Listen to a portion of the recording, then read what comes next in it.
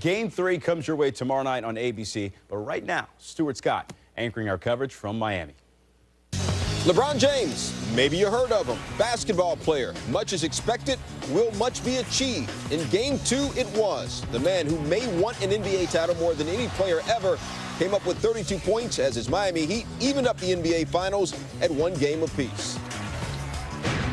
I'm going to go out and make plays for my team throughout the game.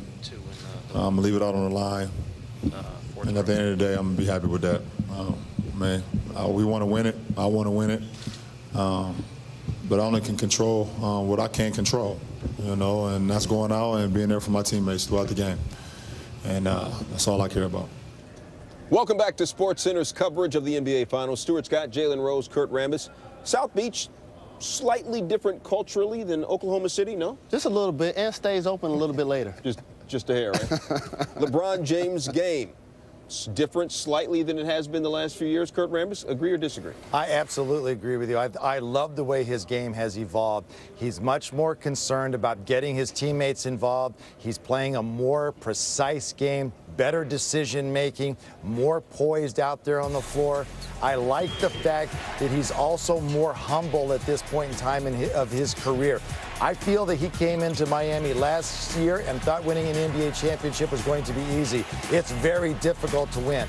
He's evolved his game in terms of willing to play defense on multiple positions and do whatever he has to do in order to help his team win, including getting real deep post catches, and that's where his game is really going to grow. That and his help has made a big difference for the Miami Heat. If you think about Oklahoma City, Durant, Westbrook, and of course James Harden, outside of that, the other guys only had 16 points for Oklahoma City. So the scoreboard after Game 2 read, significant role players for the Heat, 17. One role player, all the role players combined for the Thunder, 16.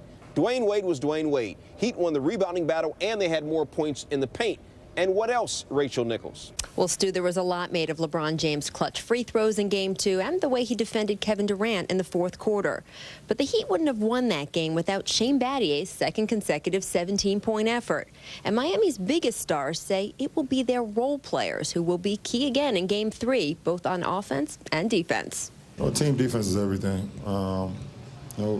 We understand as an individual, you want to take the individual challenge.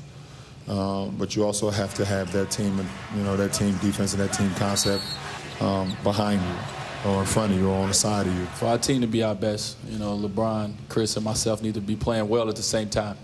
But even if we're playing well at the same time, we need, other guys to step up at certain moments, at key moments, make big plays, big shots. You waited a long time to get to the NBA Finals. Were you just saving it all up?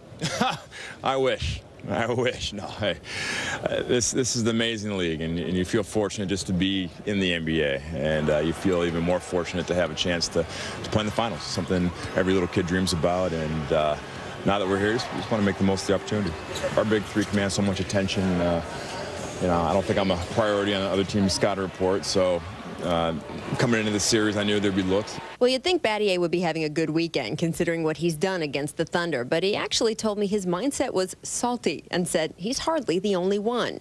The Heat feel they just haven't played a good, complete defensive game yet, in particular with their concentration and spacing on Durant and Russell Westbrook.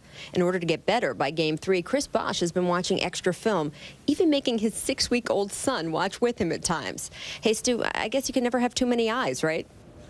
Can't have too many eyes, and at that age, they still say things can sink in, even when they're very, very young. Here's what Miami Heat's defense did in Game 2. They held the Thunder to 43% shooting. Jalen, does that mean that they have figured it out, that they found the secret to containing Oklahoma City? I think so, but it's not going to be easy. And team defense is the key, especially starting Shane Battier, because at the end of the game, or the beginning of the game, he's going to be guarding either Ibaka or Perkins, which puts him in a position to be the main help defender. Not only is he making threes on the other end, but look, he's guarding Ibaka right here. And all of a sudden, he sees Kevin Durant driving, but he's a step slow. And when you're a step slow on Kevin Durant, you put him on the free throw line. He normally walks up to the line and makes it both. Here, Kendrick Perkins is slow getting down the floor. So what does Shane Battier do? He just shadows the ball handler, cuts off Russell Westbrook's penetration, which leads to a fast break the other way for Dwayne Wade. So Battier has been the key on the offensive end, scoring 17 points. But his real main contribution has been on the defensive end. That's why he remained in the starting lineup, even though Chris Bosh is back. So good defense, and of course the big three, big shocker, it's going to get you a win. Speaking of the big three, they played big in game 2.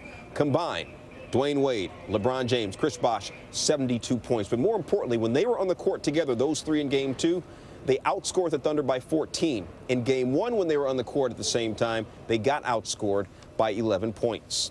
The all-pivotal Game 3 coming up Sunday. The NBA Finals continues on ABC Sunday night. Coverage tips a little earlier, 7:30 p.m. Eastern with Kia NBA Countdown. Then at 8, Game 3, Heat Thunder. Let's get it on.